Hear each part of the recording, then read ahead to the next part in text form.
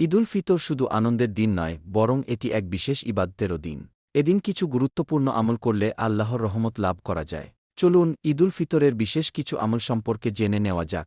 Number ১, সকাল সকাল ঘুম থেকে উঠে গোসল করা। নাম্বার ২, সুগন্ধি ব্যবহার করা ও সুন্দর পোশাক পরা। নাম্বার ৩, সাদকাতুল ফিতর আদায় করা।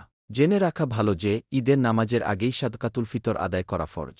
নাম্বার ৪, ঈদগাহে যাওয়ার সময় তাকবীরে তাশরিক তথা আল্লাহু আকবার, আল্লাহু আকবার, লা ইলাহা ইল্লাল্লাহু, ওয়াল্লাহু আকবার, আল্লাহু আকবার, ওয়ালিল্লাহিল হামদি বলা।